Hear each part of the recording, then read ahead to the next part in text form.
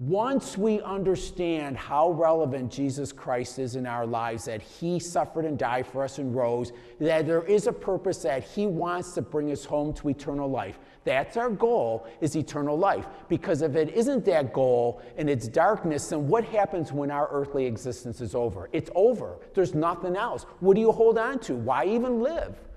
Why even live if there's nothing going to follow what we're doing? So Jesus Christ shows us that there is a relevance to his life because he is the one that gets us home to eternal life.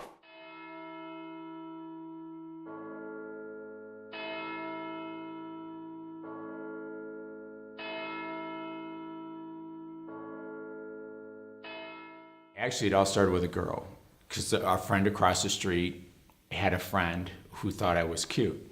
And so she wanted to get to know me because she went to the Catholic school. So she invited me to go to the teen group at the parish, and that's how I got involved with the church. I just really liked being at the church, and I have no idea why.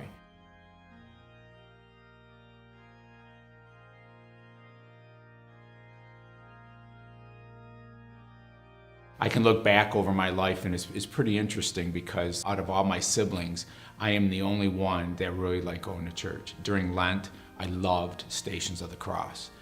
On Mondays when we went to religious ed, it didn't bother me at all. I liked going. I can't remember not like going to church. When I was in the teen group, people would come up to me and say, you know, you really should be a priest. But I had my dream. Back in the 1980s, the big deal was to work for the big three, either Ford, Chrysler, or General Motors. If you had a job with one of those companies, you had a job for life. What I decided to do was go to business school, and I figured if I got a degree in business, then I would be able to get into one of the big three. It was funny because people I didn't even know would come up to me and say, what are you doing? I said, well, I'm in college, you know, I'm studying business. And they would literally do this. Oh, like they were disappointed.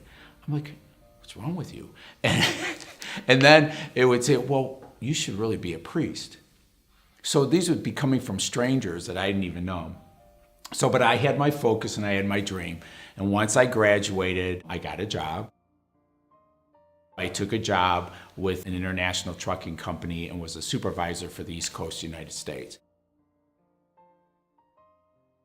It was during that time that I still liked doing things for the church.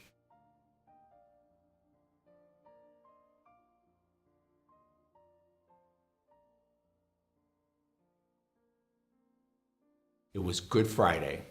All I wanted to do was go to church on Good Friday between 12 and 3. That's it.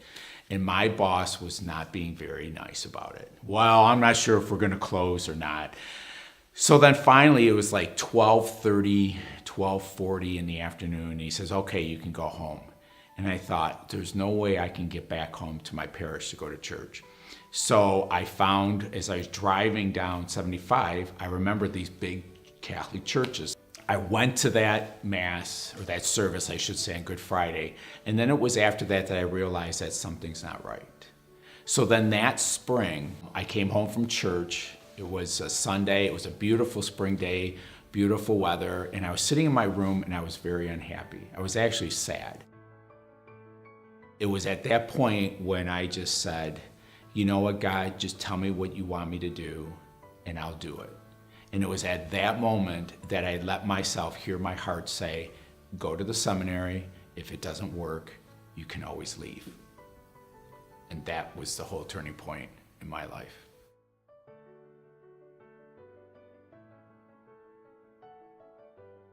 As a priest, the thing that I probably learned the most was humility. As much as you think you're trying to do your best, it doesn't always seem to work out that way. Things happen and it humbles you when people say things to you or you're doing things and you're trying to give your all and it just kind of falls apart. either one of two things. You become very bullheaded, and then you become very stubborn, or you just become very humble by it, and you allow then the Lord to work through you. I'm just going to trust that as my almost 24 years of priesthood have been very blessed because of where I've been assigned, that whatever happens in the future, I'm going to trust that that's going to continue for me. And that's a great freedom for me. In the last line of the second reading from Revelation, John sums it up very well. When we make God relevant and recognize that Jesus does dwell in our humanity today, John ends that line by saying, "Behold, I make all things new." You and I, with Christ dwelling in us, can make all things new.